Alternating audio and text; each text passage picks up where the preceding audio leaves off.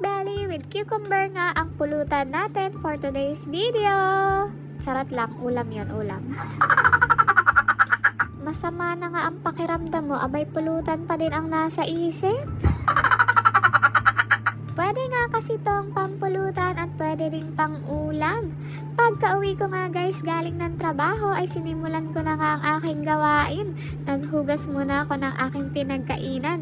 Pumasok pa din kasi ako sa trabaho kahit na masama yung pakiramdam ko. Alam nyo naman, alipin tayo ng salapi. Kahit nasa trabaho guys, ay Diyos ko, hirap na hirap akong maghapon dahil nga bahing ako ng bahing, tapos yung sipon ko parang tutulo, ay Diyos ko po. Pati nga boses ko guys ay iba na din, halata talagang may sipon at masama ang pakiramdam ng ate nyo.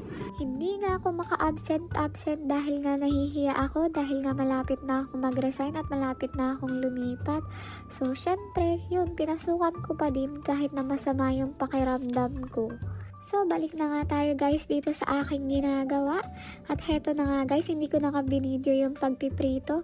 Hiniwa-hiwa ko na nga lang na maninipis yan. Ito nga palang karne guys, ay binabad ko din to sa may toyo at saka kalamansi para mas malasa. Pinrito nga lang yan ng saglit. After ko nga guys hiwa-hiwain tong karne, naghiwa na din ako kanina ng sibuyas na pula at saka pipino. Yun kasi yung ihahalo natin dito. At pagkatapos nga guys, paghahalo-haluin lang natin yan sa isang lagayan.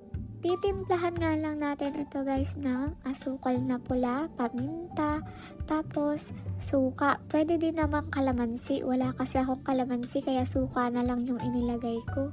Siyempre, huwag niyong kakalimutan ng ating chili powder or dagdagan nyo ng pampalasa kung gusto nyo asin o kahit ano pang pampalasa yan kung nakukulangan kayo.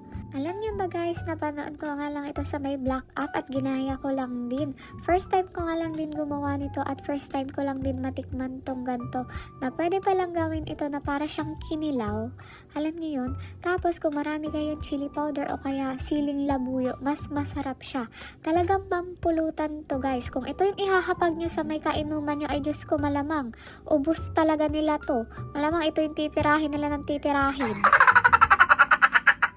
So, eto nga guys, tapos na ang ating pork belly with cucumber. Tapos na natin siyang timplahan. Tapos, lalagyan ko na lang yan ng konting suka.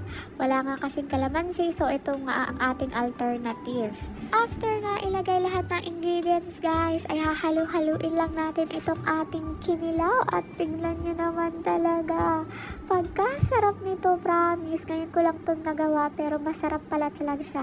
Pwede pampulutan. So, ano pang hinihintay nyo? Kumuha ka na ng inumin mo at tayo mag-inuman na. At ito ang ating pulutan.